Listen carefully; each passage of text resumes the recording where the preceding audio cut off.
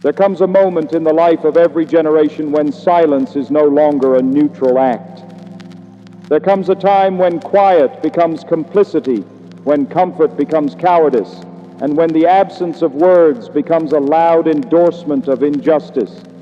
That moment is not someday. That time is now. We live in an age of astonishing progress, yet disturbing moral delay. We have the tools to feed the hungry, to educate the ignorant, and to heal the sick, yet too often we lack the will to act. We speak passionately about freedom, but whisper timidly when that freedom is denied to others. We praise justice in theory while tolerating injustice in practice.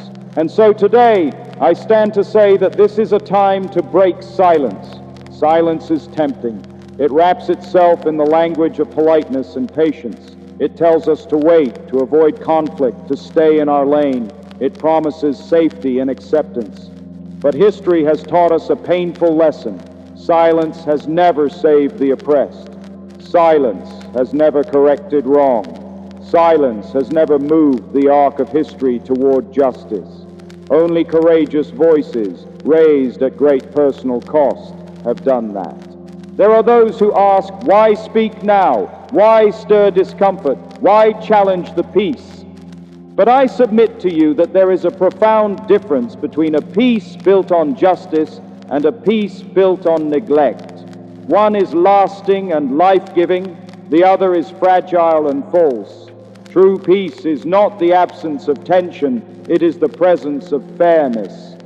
We must break silence when human dignity is treated as optional, when poverty is explained away instead of confronted, when violence is normalized, whether it wears the uniform of authority or the disguise of indifference, when entire communities are told to endure suffering quietly while others prosper loudly. These realities demand not polite applause, but moral outrage and determined action. Breaking silence does not mean speaking recklessly. It means speaking responsibly. It means grounding our words in truth, compassion, and a fierce commitment to justice. It means refusing to accept convenient lies simply because they are comfortable. It means naming injustice even when it is unpopular, even when it costs us friends, status, or security. Some will say that speaking out is divisive, but injustice itself is the true divider. Some will say that speaking out is unpatriotic, but love for one's country is not blind loyalty. It is the courage to demand that the nation live up to its highest ideals.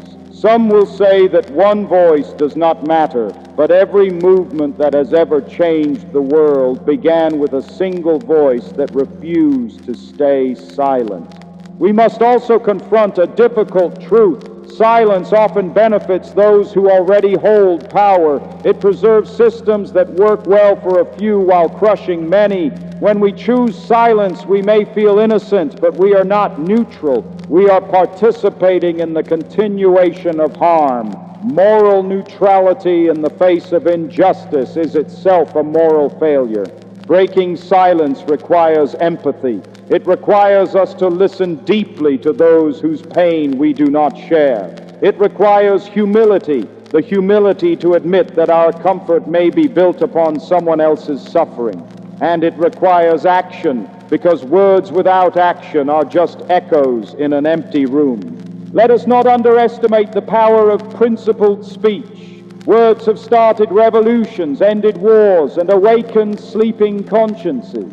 Words can expose lies, inspire courage, and remind people of their worth. When spoken with integrity, words become tools of liberation. But breaking silence is not the responsibility of leaders alone.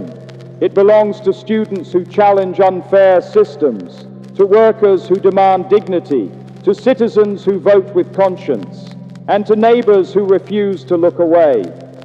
It belongs to anyone who believes that justice is not a luxury, but a necessity.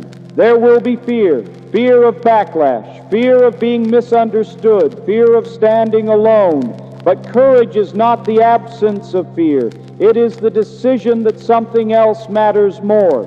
And what matters more than truth? What matters more than human dignity? What matters more than the future we leave behind? History will not ask how comfortable we